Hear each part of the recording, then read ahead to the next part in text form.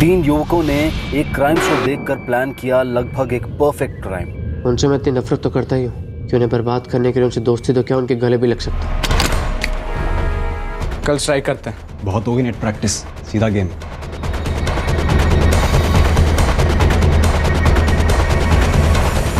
एक तीर से दो निशान, बदला और पैसा।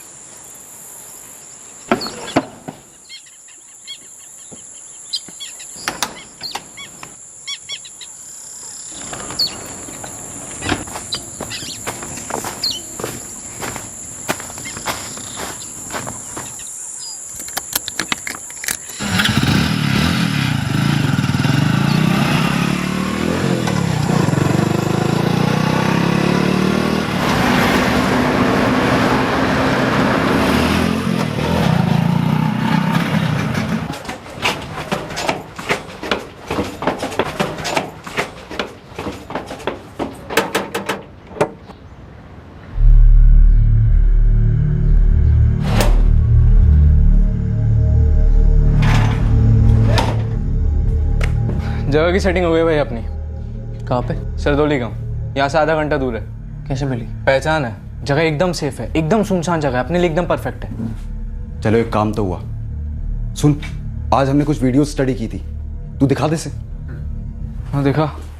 तीर निशाने पे लगा है। Yes sir. महेश गोयल की 16 मार्च तक रोजाना एक नंबर से बात होती थी। 16 मार्च के बाद एक बार भी नहीं हुई और उसके ठीक 4 दिन बाद यानी 20 मार्च को महेश पर हमला हुआ। ये 44456789 ये किसका नंबर है? किसी पूजा जायसवाल का है। 10 में से 8 केस में मोबाइल फोन रिकॉर्ड ने पकड़वाया बंदों को। और इसीलिए हम लोग अपने सेल फोन घर पे छोड़ के जाएंगे। मतलब फर्जी नाम पे सिम कार्ड खरीदेंगे? नहीं, हम एक ऐसे बंदे का फोन इस्तेमाल करेंगे जिसका हमसे कोई लेना देना ना हो। मतलब किसी का मोबाइल फोन चुराएंगे अपन? राइट। एक बात है जिसे तुम लोग नोट नहीं कर रहे हो भाई, जिसे अवॉइड करना नामुमकिन है। शक का फैक्टर, करीबी फैमिली पर गहरा शक। वीरू, मुंह फेर लेने से हकीकत नहीं फिर जाएगी। ये ले, तो कोई भी केस उठा किडनैपिंग का, कोई भी, घर वालों पर, रिश्तेदारों पर, दोस्तों पर, भाई पुलिस का शक जाता ही जाता है। अभी तू कोई भी पेपर उठा ले, तेरे ये क्राइम शोज देख, फैमिली डिस्प्यूट मतलब पुलिस का पहला शक फैमिली मेंबर्स पर ही जाता है। और बड़े माहिर होते हैं, साले सब सूंघ लेते हैं। फिरौती पहुंचने से पहले ना ये लोग तेरे घर के दरवाजे पे पहुंच सकते हैं। बहुत बड़ा रिस्क है भाई, दिमाग लड़ाना पड़ेगा। मेरे पापा अरविंद रंधावा एक गारमेंट शोरूम के मैनेजर हैं। मेरी मम्मी के शब्दों में मामूली से मैनेजर। सालों से मम्मी ये मामूली मैनेजर वाले मंत्र का जाप करते आई है। दुख है उन्हें, दर्द है उन्हें कि हमारे ही अपनों ने इतनी नाइंसाफी की हमारे साथ। नाइंसाफी का बदला लेना है ना वीरू, तो सेफ खेलना पड़ेगा। ये रिस्क बहुत बड़ा है भाई। और शक की सुई तेरे ऊपर टिके ही ना, हमें ऐसी प्लानिंग करनी होगी। तू समझ रहा है? मतलब ओपन एंड शट केस की मिसाल होनी चाहिए ये। जिन्होंने मुझे दर्द दिया है उनके साथ समझौता कर लो। समझौता नहीं, समझौते की एक्टिंग करनी है, और वो भी ऐसी कमाल की एक्टिंग कि तेरे अतीत का साया पुलिस के आसपास भी न मंडराए। Open and shut case. और अगर ये तेरे फैमिली के झगड़े वाली बात पुलिस के सामने आ भी जाती है ना, तो उनको तेरे तक पहुंचने की कोई लीड नहीं मिलनी चाहिए।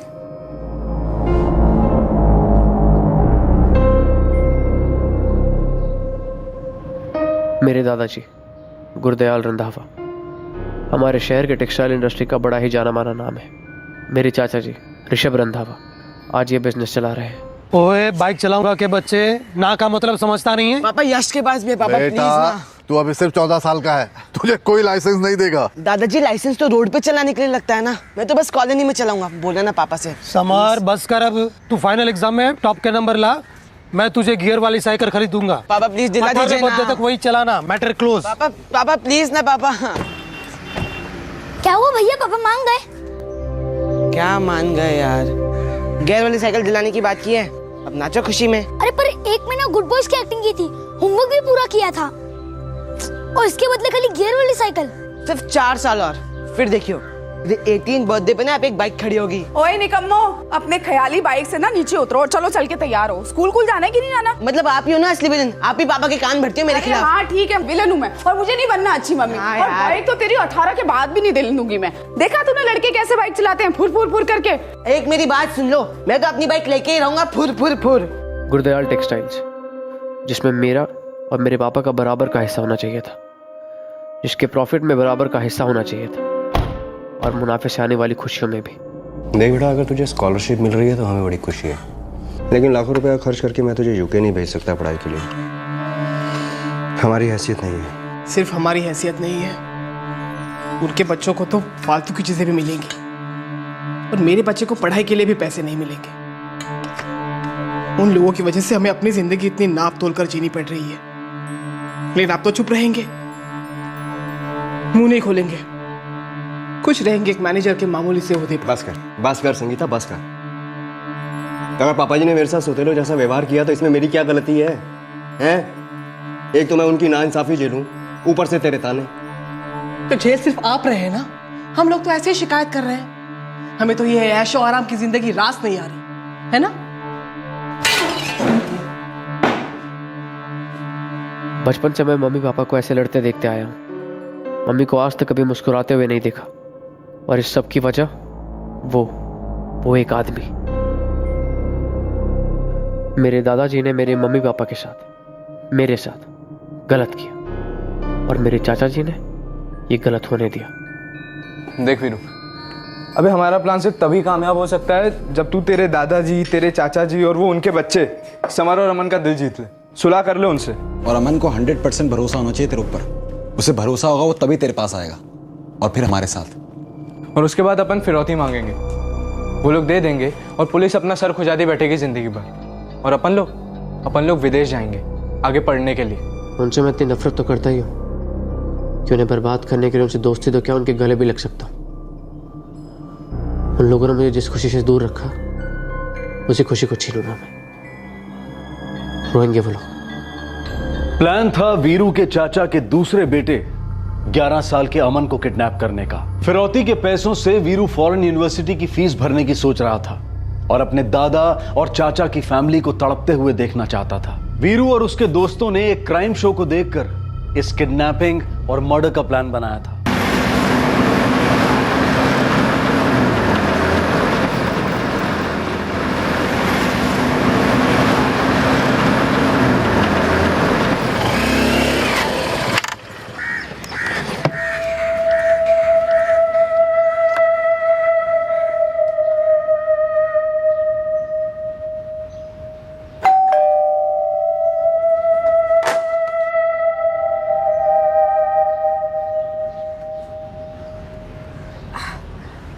चाची नमस्ते। चितर आना, अंदर आ जा। बैठ।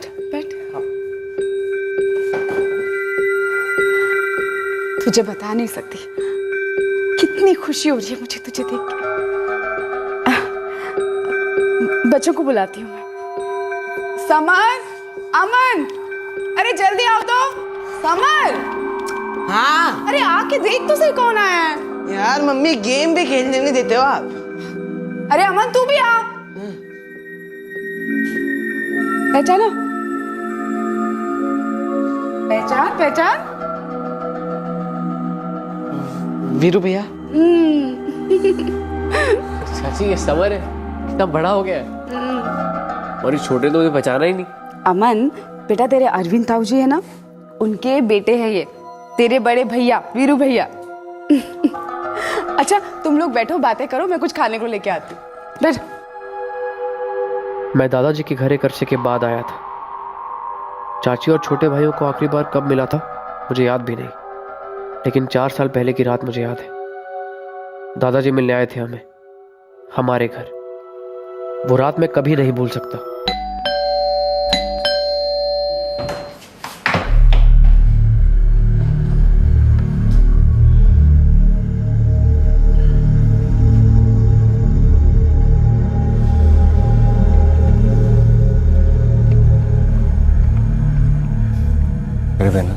जीते रहे, जीते रहे।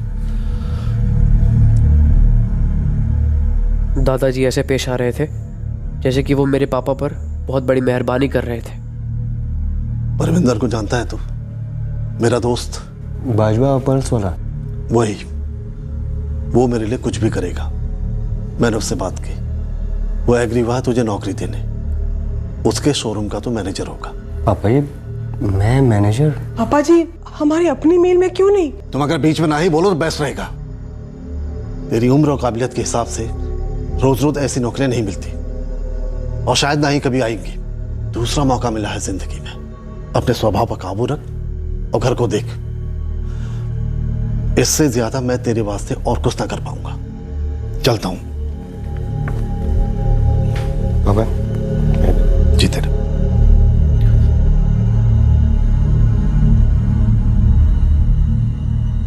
मेरे पापा को ये नौकरी मेरे दादाजी ने मानो एहसान के तौर पर दी थी। एहसान था, भीख थी, तरस था, जो भी था उसका नतीजा सिर्फ एक था, जिल्लत, अपमान, एक दर्द भरा घाव जो सालों में भरने के बजाय नासुर बन गया था मेरे अंदर। और अब वैसा ही घाव, उतना ही दर्द मैं उन्हें देने वाला था।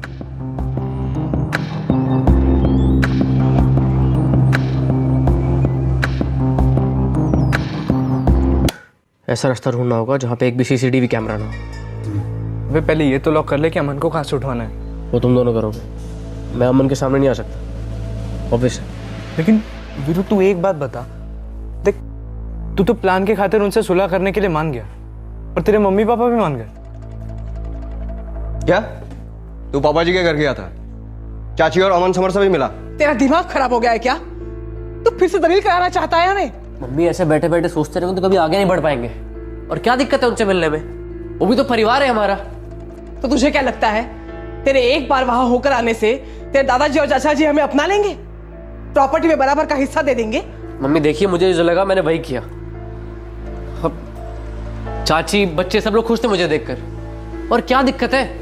मुझे अच्छा लगा वहां जाके, और मैं तो कहता हूँ एक बार आप लोग भी जाके उनसे मिल लीजिए, अच्छा लगेगा आप लोगों को।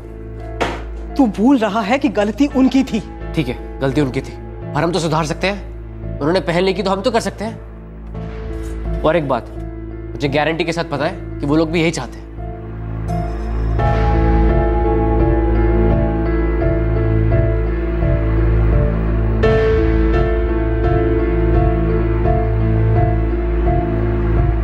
वीरू आया था? जी बाबूजी। वीरू भैया ना बहुत अच्छे हैं, मुझे उनके साथ बहुत मजा आया। मैं क्या कह रही थी कि वो खुद सामने से चल के आया। क्या हम लोग पिछली बातों पे मिट्टी नहीं डाल सकते? वो भी तो इन दोनों का बड़ा भाई ही है ना। पापा जी, मुझे भी किरण की बात सही लगती है। इतने साल बीत गए, इतना पानी बह चुका है, और मुझे भी ऐसा लगता है बाबूजी कि हमें अपने गिले शिकवे भूल जाने चाहिए।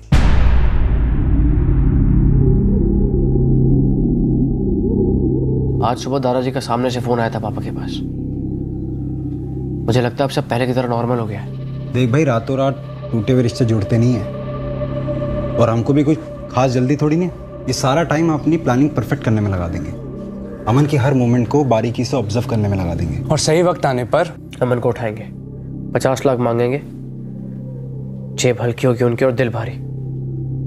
वो कहते हैं ना, एक तीर से दो निशाने।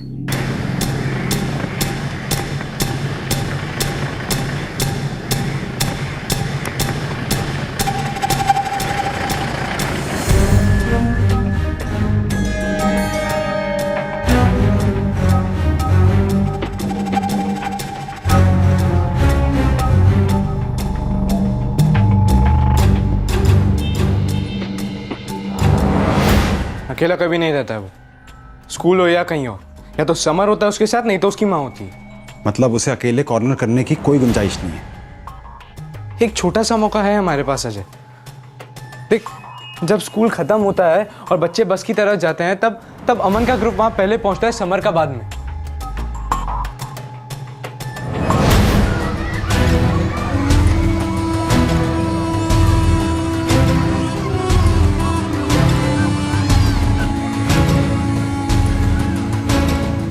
यही एक मौका है हमारे पास जब हम उसे बुला सकते हैं। और कोई तरीका है ही नहीं, कोई और टाइम। वीरू, तू पता कर पाएगा? देखो यार, हमारी फैमिली और उनकी फैमिली में सब कुछ अब बेटर होने लगा है, लेकिन मुझे इतनी बारीकी से पता नहीं है कि अमन अकेला कब मिलेगा। मुझे लगता है हमारे पास सिर्फ यही एक मौका है।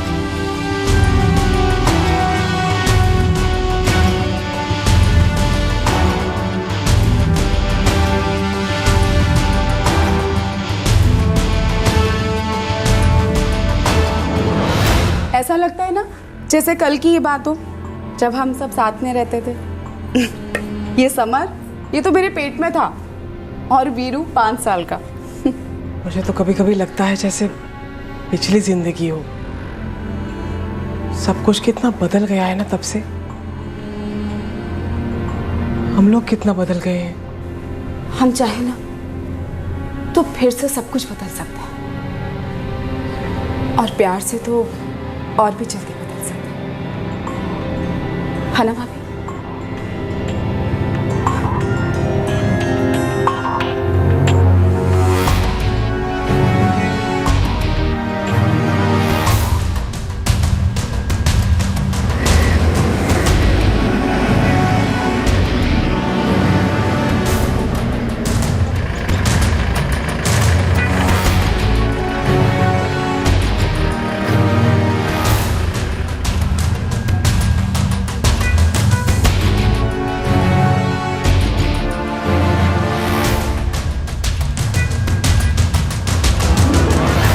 किसी थिएटर प्रोडक्शन की तरह महीनों से इस किडनैपिंग की रिहर्सल चल रही थी, प्री प्रोडक्शन चल रहा था। इस परफेक्ट क्राइम को अंजाम देने की घड़ी अब करीब आ गई थी।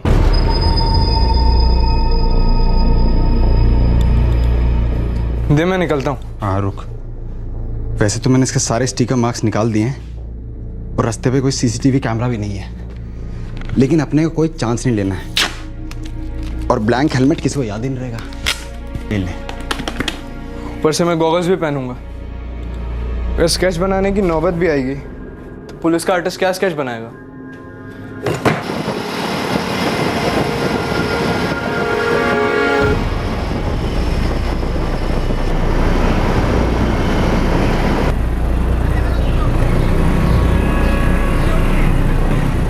अरे, आप में से कोई कारपेंटर है क्या? हम दोनों ही कारपेंटर साहब। पर यार मुझे एक ही चाहिए था। चलिए मैं चलता हूँ। बैठो। बैठ गए? चलिए।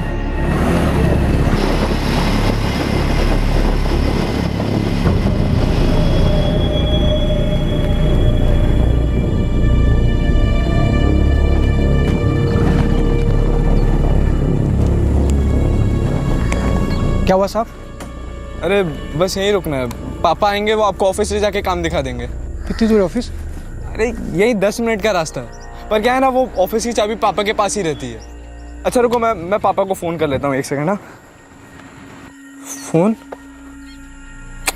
लगता है मैं फ़ोन घर पर ही भूले हैं। अब पापा को कैसे फ़ोन करूँ? अरे आपके पास फ़ोन होगा ना, आपका फ़ोन दो ना, मैं पापा को फ़ोन करके बता देता हूँ कि हम पहुँच गए। हेलो। हाँ अच्छा सुनो, अगर 3-4 दिन का काम होगा तो कर लोगे ना? कहीं बिजी तो नहीं हो? कैसी बात कर रहे हो? 3-4 दिन का काम होगा, मैं दौड़ाऊंगा। अपना काम तो मजदूरी करना है ना साहब। हेलो पापा, अरे मैं बोल रहा था, हाँ मैं पहुंच गया हूँ कारपेंटर को लेकर। आप कहाँ पर हैं? अरे ये अपना जैन चौक का बड़ा वाला पेड़ नहीं है, उसके सामने खड़ा हूँ मैं। हाँ ठीक है, मैं पहुँचता हूँ वहाँ पर। अरे 5 मिनट वेट कर सकेंगे आप? हाँ कर लूँगा। अरे वो क्या है ना, आज ही सारे काम बिगड़ने थे। उधर पापा की गाड़ी बिगड़ गई है, तो मैं बाइक से जाता हूँ, पापा को लेके आता हूँ, फिर आप और पापा बाइक से निकल जाना। जैसा ठीक समझा। पर मेरे पास फ़ोन नहीं है, तो मैं आपका फ़ोन लेके जाता हूँ, 5 मिनट में लाके दे दूंगा आपको। आप यहीं रुकना, मैं आता हूँ अभी बस।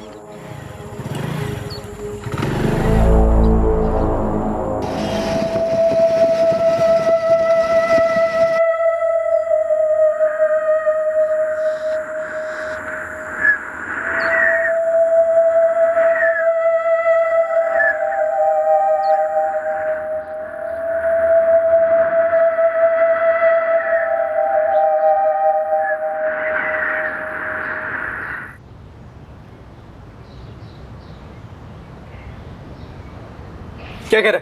किडनैप नहीं कर सकते का क्या मतलब है? कहीं ऐसा तो नहीं है ना अपने चाचा की फैमिली से मिलने के बाद तेरा प्लान चेंज हो गया हो? पैसों से ज्यादा कहीं तेरे को उन लोगों से प्यार हो गया हो?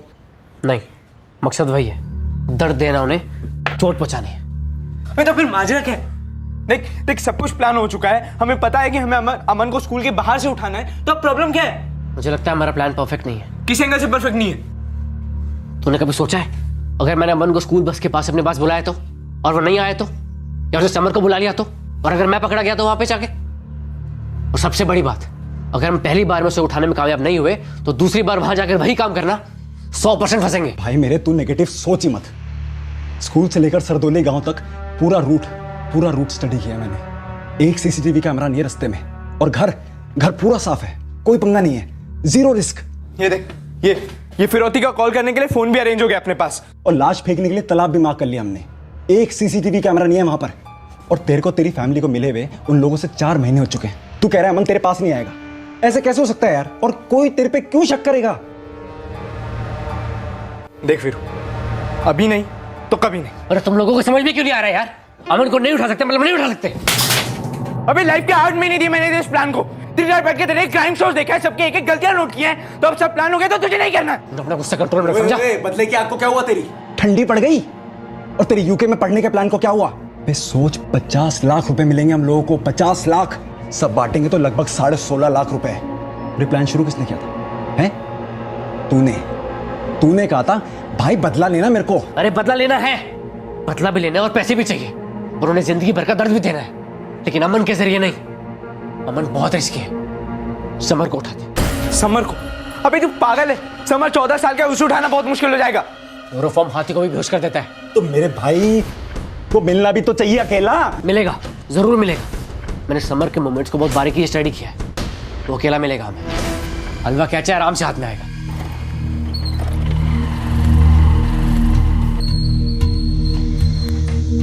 अरे वीरू भैया, कहाँ जा रहा है समर? अरे वीरू, चाची नमस्ते। मैं बस ये पास से गुजर रहा था, सोचा आप लोगों से मिलता चलो। जीतर, अच्छा किया, अब रोटी खा के जाना। अच्छा वीरू भैया, अभी मेरा क्लास है, मैं 1.5 घंटे में वापस आ जाऊंगा। आपसे खूब सारी बातें करनी है। बेटा संभाल के जाना। इसमें संभालने जैसा क्या है? खटारी तो है, बैलगाड़ी की स्पीड पे चलती है। समर तो एक काम करना, साइकिल नहीं छोड़ दे, तुझे मैं ड्रॉप कर देता हूँ। चाची मैं ले जाऊँ बाइक पर? वीरू सुन बेटा, ये ना बाइक पे चलाने की जिद करेगा, बिल्कुल तेरे को कसम है मेरी अगर तूने चलाने दी इसको। ओ मम्मी डार्लिंग, अपनी कसम वसम वापस ले लो, मुझे पहले से बाइक चलाने आती है। हैं? फिर तो तुझे डबल कसम है अगर तूने इसे बाइक चलाने को दी तो। चाची आप फिक्र मत करो, जब तक ये 18 का नहीं होता ना, ये मेरे पीछे ही बैठेगा। आजा हीरो, चल। वीरू भैया मैं भी ट्रिपल ले लो। और चुप कर, ट्रिपल ले लो, ट्रिपल। तू रेडी रहना, मैं समर को ड्रॉप करके आता हूँ, फिर तुझे घुमाने लेके चलूंगा। संभाल के चलाना। Bye bye. वीरू भैया किसी दिन मुझे भी बाइक चलाने दो ना, मम्मी तो अलाउ ही नहीं करती, और ऊपर से ना पापा के भी कान भर के रखी है, नो बाइक बिफोर 18। चल ठीक है, किसी दिन मौका देखकर तुझे ओपन फील्ड ले जाऊंगा, वहाँ जितनी मर्जी है बाइक चला लेना। पक्का ना? पक्का। समर ट्यूशन क्लासेस साइकिल पे जाता है, बड़े आराम से उठा सकते हैं हम उसे। बाजार से आलू प्याज उठाने जितना आसान तो नहीं है ना। फिर से पूरे रूट की स्टडी करो, बिना सीसीटीवी कैमरे का रास्ता मैप करो, मतलब सब कुछ वापस से करो, डबल मेहनत करो, लेकिन जीरो रिस्क। समर को मैं आधे रास्ते बेला फसला कर लिया, उसके बाद तुम लोगों से जेब में डाल के ले जाना।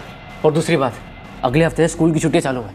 मतलब 1 हफ्ते में हम पूरी प्लानिंग वापस से कैसे करेंगे? हो जिससे स्कूल बंद हो रहे हैं, लेकिन ट्यूशन क्लासेस चालू रहेंगी। टाइम की टेंशन नहीं है हमें, हमें सिर्फ काम परफेक्टली करना है अपना। इससे बेटर मौका नहीं होगा हमारे पास। तो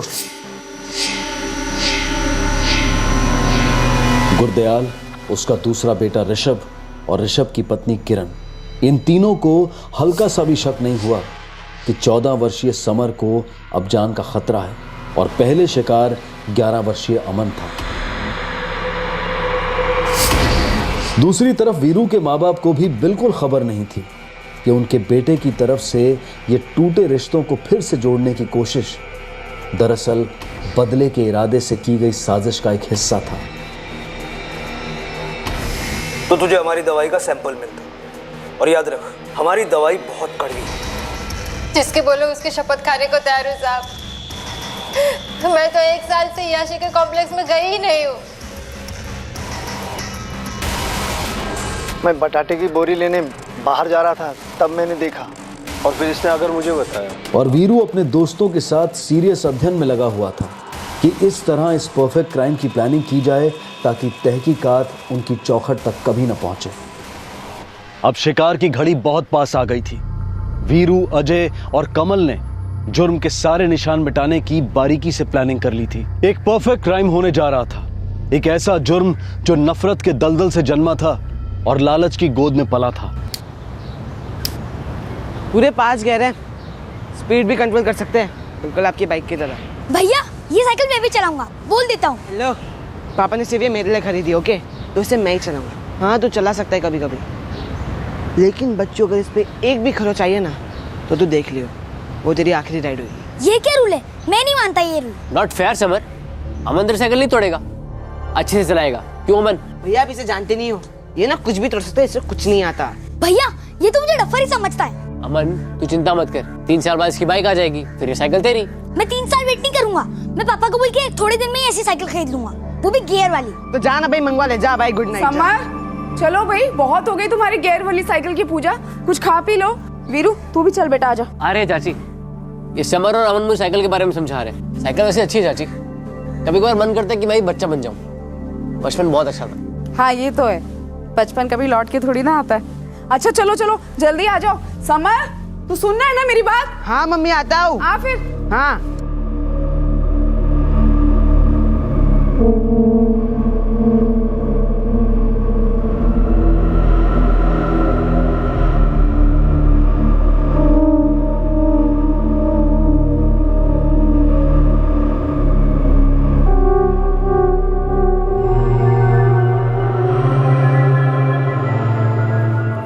कल स्ट्राइक करते हैं। बहुत होगी नेट प्रैक्टिस, सीधा गेम। क्यों वीरू, खामोश क्यों है तू? फिर से प्लान चेंज करने का इरादा तो नहीं है तेरा? ना, कल करेंगे। एक तीर से 2 निशान, बदला और पैसा।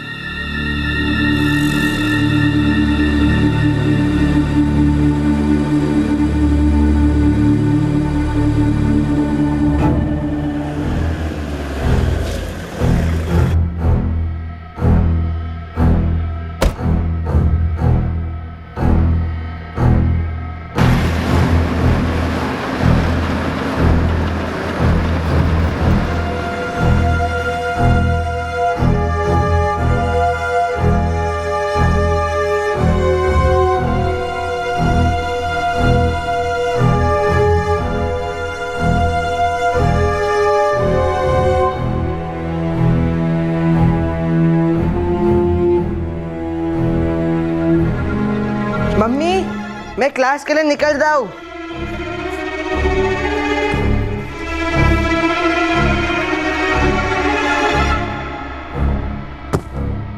अरे क्या है भैया, आपको आउट कर दिए। समर मेरी बात सुन, पहले गियर में गाड़ी चलाना, सुन रहा है ना? ये लो, ऐसा ही था तो फिर गियर वाली साइकिल क्यों लेके दी? पहले वाली खटारा ही चला लेता। Bye bye. बाय।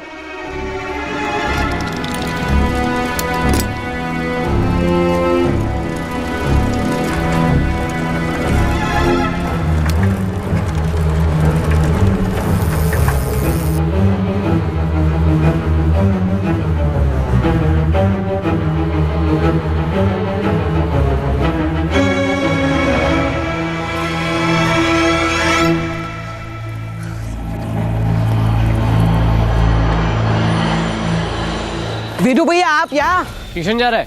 हाँ, अपना तो वही रोज का, लेकिन आप यहाँ? कुछ नहीं, मैं तो बस तेरे घर जा रहा था, फिर सोचा कि तू इसी रास्ते से ट्यूशन जाता है तो तेरा यही वेट करने लगा।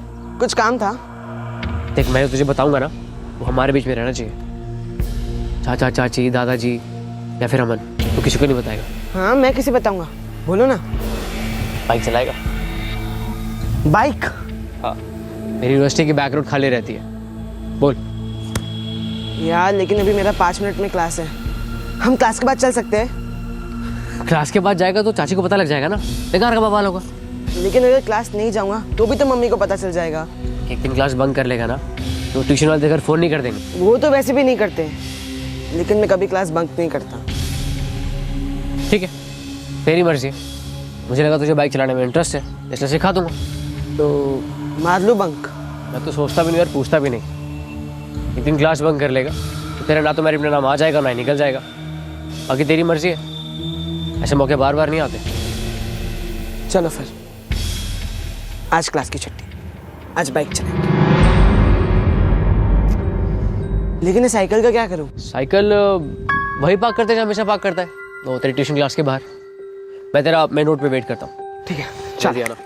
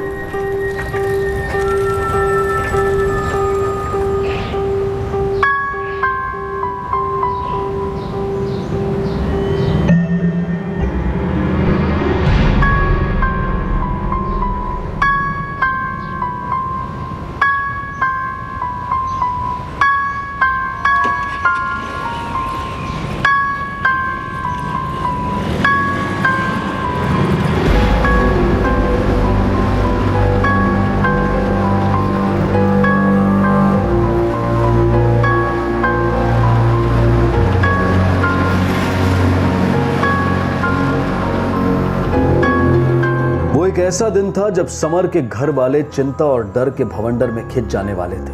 वो एक ऐसा दिन था जब कुछ ऐसा होने जा रहा था जिससे समर के माता पिता और दादाजी को लंबे अरसे तक एक ही सवाल कुरेदने वाला था कि आखिरकार उनके बड़े बेटे समर के साथ क्या हुआ। वो एक ऐसा दिन था जिस दिन वीरू के पिता अरविंद रंधावा को इस बात का पता ही नहीं चलने वाला था कि उनका बेटा वीरू एक भयंकर गलती करने जा रहा है। वो एक ऐसा दिन था जिस दिन वीरू की मां संगीता की सालों की शिकायत पर एक्शन लिया जाने वाला था।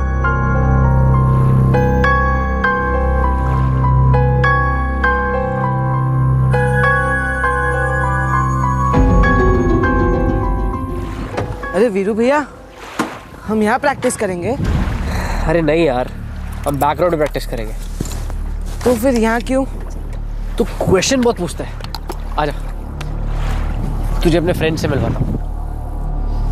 समर, ये कमल है और वो अजय, और ये मेरे चाचा का बेटा समर है। क्या हाल है समर? समर तो एक काम कर, तू बाइक पर अकेला, हम तीनों पीछे कार में आते हैं। मैं अकेला? आप मेरे पीछे नहीं आओगे? अरे तू चला लेगा यार। सच में जाऊँ? अरे सच में जा, तू चाचा जी।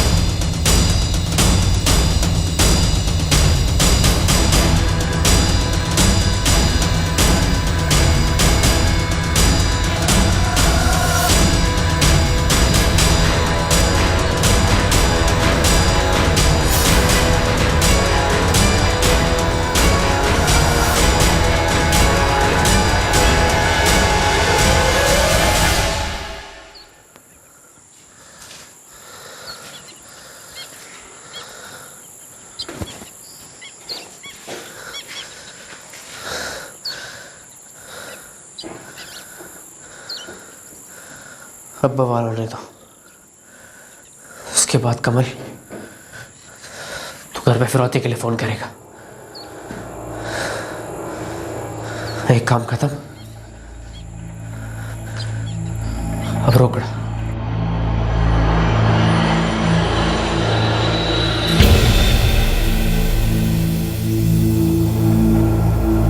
अरे ऐसे कैसे? ट्यूशन क्लास के लिए निकला तो था वो। नहीं आंटी, मैं परमजीत और सचिन तो क्लास में ही थे, पर समर नहीं आया। हाँ, पर उसकी साइकिल क्लास के बाहर पार्क थी। अरे लेकिन ऐसे कैसे हो सकता है? नहीं किरण जी, समर आज ट्यूशन नहीं आया। हाँ, उसकी साइकिल जरूर बाहर पार्क है, लेकिन वो अंदर नहीं आया। तूने उसके दोस्तों से बात की? परमजीत, सचिन, विवेक सबसे बात होगी मेरी। क्लास के टीचर से भी बात हुई। सबका यही कहना है कि वो क्लास में आया ही नहीं है और उसकी साइकिल बाहर खड़ी हुई है। 1.5 घंटे की क्लासेस, अक्सर 4 बजे पहुंच जाता है वो।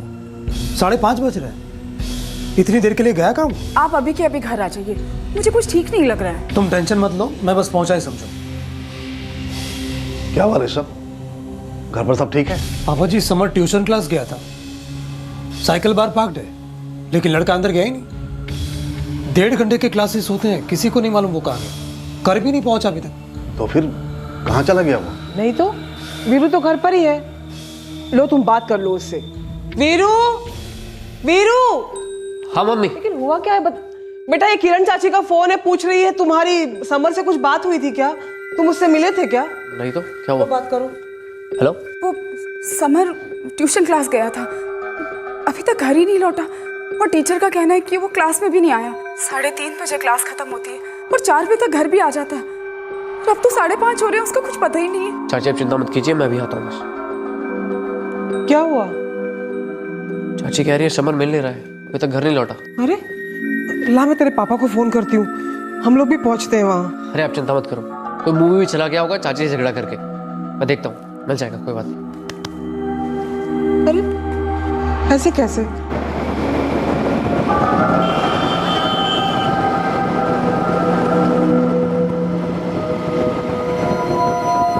मैं निकलता हूँ, कुछ ही देर में समर के घर में खलबली मचेगी, सब जगह इधर उधर फोन जाएंगे, मेरे घर भी जाएगा।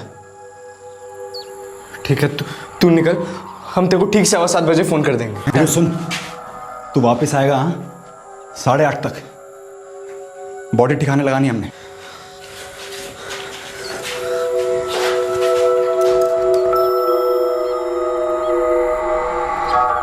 माना समर बहुत मस्ती करता था, लेकिन इस तरह बिना बताए कभी कहीं नहीं गया। मैं क्या कहता हूँ, तुरंत पुलिस के पास चलते। हाँ पापा जी, कुछ गड़बड़ जरूर है। अगर वो समर कहीं फंस गया होता तो कहीं से एक फोन तो कर ही सकता था ना। उठिए चलिए पापा जी। ये तो कोई अननोन नंबर है। उठा फोन उठाइए, समर का हो सकता है। हेलो, कौन बोल रहा है? आप कौन बोल रहे हैं? समरजीत के पापा से बात कर रहा हूँ। मैं बोल रहा हूँ ऋषभ, समर का पापा। अरे कौन बोल रहा है? क्या बात है? तुम्हारा बेटा हमारे कब्जे में, ना पुलिस के पास जाना ना शोर मचाना। शोर मचाया आपने तो आपका लड़का हमेशा के लिए खामोश हो जाएगा, मतलब मार डालेंगे हम उसको। क्या बोल रहे हैं आप? चाहते क्या हो? 50 लाख पैसे दो, लड़का लो। मैं फिर कॉल करूंगा ये बताने के लिए कि पैसे कहाँ पर चाहिए, और जितना जल्दी हो सकता है उतना जल्दी कैश रेडी करो। और फिर कह रहा हूं, नो पुलिस। अगर पता चलता है कि पुलिस इन्वॉल्व हुई है तो गला काट कर फेंक देंगे समर का। हेलो हेलो, क्या हुआ? किसका फोन था? किसी ने समर को किडनैप कर लिया। क्या? किडनैप? 50 लाख रुपए मांग रहे हैं और बोला कि अगर पुलिस को बताया तो समर को मार डालेगा। पर ऋषभ, ये है कौन आदमी? पता नहीं, मुझे भी पता नहीं किसका फोन था ये। पैसे कहाँ देने? बोला कि वापस फोन करूंगा। तू ऐसा कर, इस नंबर पे वापस फोन लगा। स्विच ऑफ आ रहा है। हम पुलिस के पास चलते हैं। देखो, हम सबको हिम्मत से काम लेना होगा। हम पुलिस को सब बता देंगे, वो इस कॉलर को ढूंढ निकालेंगे। बेटा, यहाँ पे सवाल 50 लाख का नहीं है, सवाल ये है कि समर उनके पास है भी या नहीं। चलो मेरे साथ, चलो बेटा। चलिए बाबा। और फिर हम पुलिस स्टेशन होकर आए तो ध्यान रखिए यहाँ।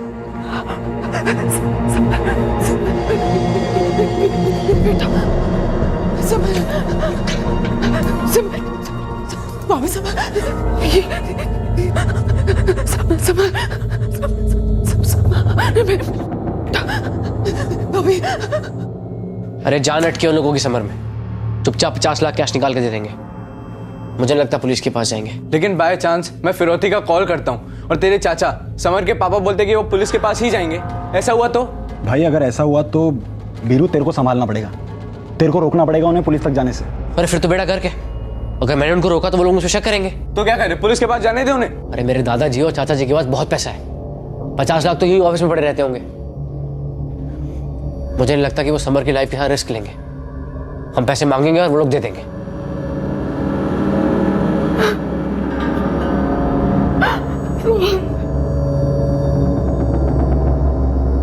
समर भैया वापस आ जाएंगे ना? आ जाएंगे। साला हो क्या रहा है यार वहां पर? वीरू है ना, सब संभाल लेगा वो। कोई डेवलपमेंट होगी सब बता देगा मैं वो। अरे यार संभाल वंभाल लेगा वो सब ठीक है, लेकिन हमारे पास कोई प्लान भी है ही नहीं। अगर वो लोग पुलिस के पास चले गए तो क्या करेंगे हम? हमने कुछ सोचा ही नहीं है। अरे यार तू नेगेटिव मत सोच यार, वीरू आता ही होगा। फिर ये इस लाश को ठिकाने लगा देंगे हम लोग, ठीक है? सुबह फ़ोन करेंगे फिरौती के लिए, पैसे उठाएंगे और यहाँ से रफो चक्कर। जैसा प्लान सोचा था एकदम वैसे ही होगा।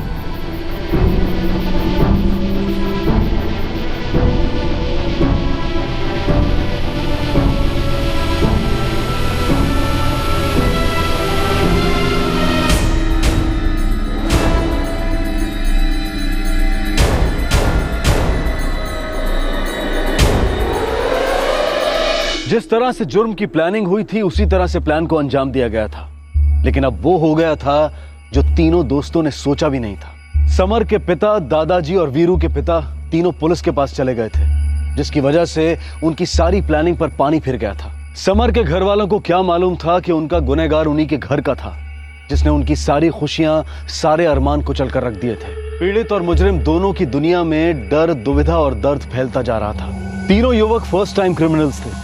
एक क्राइम शो को स्टडी करके इन्होंने अपने परफेक्ट क्राइम की प्लानिंग की थी, लेकिन क्या परफेक्ट क्राइम कभी मुमकिन होता भी है? कल रात सीआईडी के बाद हम इस केस का दूसरा और आखिरी भाग पेश करेंगे इस जुर्म को आग देने वाले जज्बात का पोस्टमार्टम। पता करेंगे कि वीरू के दिल में इतने सालों से पल रही नफरत और गुस्से की वजह क्या थी। इन दो परिवारों के अतीत में छुपा था वर्तमान के इस घोर अपराध का बीज। अब मैं अनूप सोनी आपसे विदा लेता हूं। कल रात आपसे फिर मुलाकात होगी। तब तक सतर्क रहें, सुरक्षित रहें और देखते रहें क्राइम पेट्रोल सतर्क। सबक एक को सीख हम सबको। जय Hind. For more updates, subscribe to our channel, click the show links and enjoy watching the videos.